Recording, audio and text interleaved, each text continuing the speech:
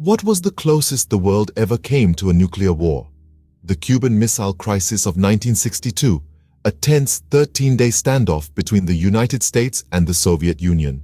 This crisis was a chess game of power and strategy played out on a global stage, with the stakes being nothing less than the survival of the human race.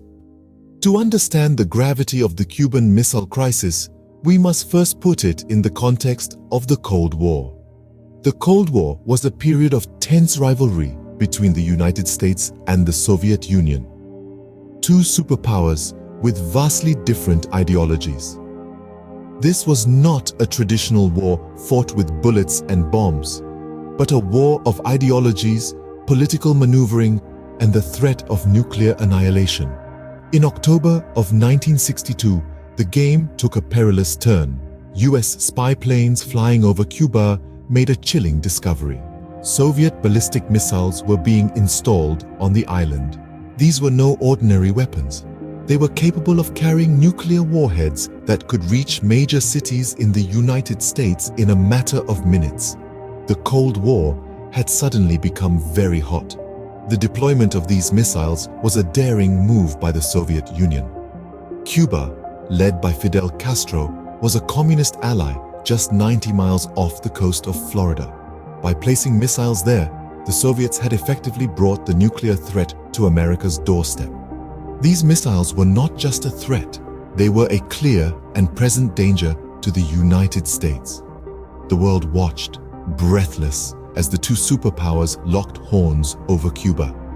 Would this be the spark that ignited a nuclear war? The answer, fortunately, was no. But as we'll see in the next scenes, getting from this terrifying moment to a peaceful resolution was no easy feat. The Cuban Missile Crisis was a masterclass in diplomacy under pressure, a lesson in how close we can come to the brink of disaster and yet find a way back. The discovery of the missiles led to President John F. Kennedy's decisive response on October 22, 1962. Imagine the weight of the world on your shoulders, the imminent threat of nuclear war looming over your every decision. It was under these circumstances that President Kennedy rose to the occasion, demonstrating leadership in a time of unprecedented crisis. In a televised address to the nation, Kennedy revealed the presence of Soviet ballistic missiles in Cuba, a mere 90 miles off the coast of Florida. This was the first time the American public was made aware of the imminent threat, a threat that could result in nuclear war. The stakes were high, the tension palpable, and the world watched with bated breath as Kennedy announced his plan of action. Kennedy declared a naval quarantine, effectively a blockade of Cuba. This quarantine was not designed to provoke a war, but to prevent one. It was a strategic move to stop the Soviets from delivering any more missiles to Cuba, a move that sent a clear message to the Soviets.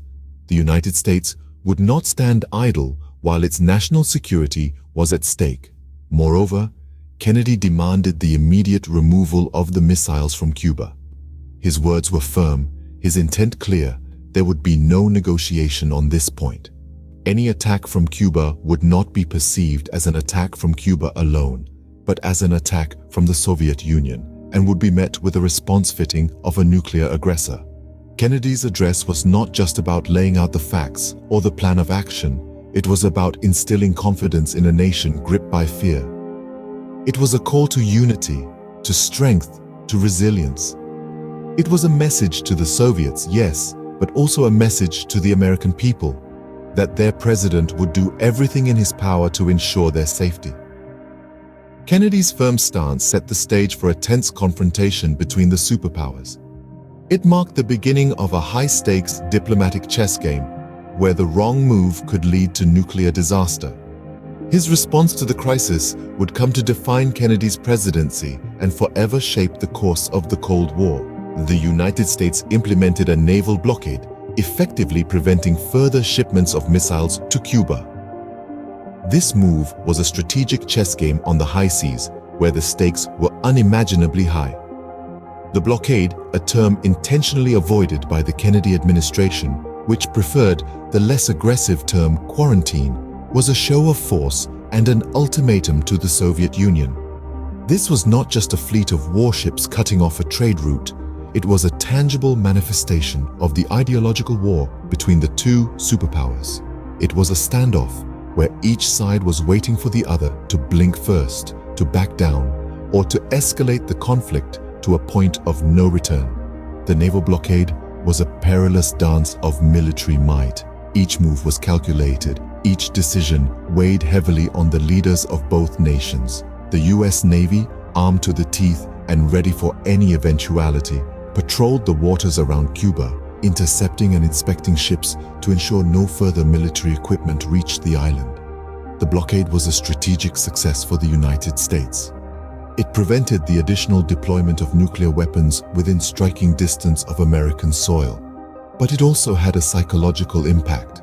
It was a clear message to the Soviet Union and the world at large. The United States was prepared to take decisive action to protect its national security. However, the blockade also escalated tensions between the United States and the Soviet Union. The Soviets viewed it as an act of aggression, a direct provocation, and it pushed the two superpowers closer to the precipice of nuclear war. The world watched, holding its collective breath as the two greatest powers on Earth squared off in the Caribbean Sea. The blockade was a bold move, but it was also a dangerous one, bringing the world closer to nuclear war. Each passing day of the blockade added to the tension, the uncertainty, and the very real fear of an impending nuclear conflict. But sometimes, in the high-stakes game of international diplomacy, a bold move is exactly what's needed. While the world watched in fear, secret negotiations were taking place behind the scenes. In the midst of the Cuban Missile Crisis, the spotlight illuminated President John F. Kennedy and Soviet Premier Nikita Khrushchev. However, behind this public facade of power plays and brinkmanship, a quieter but equally significant dialogue was unfolding. This was the realm of back-channel diplomacy. Attorney General Robert Kennedy, brother to President Kennedy, became a pivotal figure in these clandestine communications. His counterpart was none other than the Soviet ambassador to the United States, Anatoly Dobrynin. These two men, far removed from the public eye, engaged in delicate discussion that would ultimately shape the fate of the world.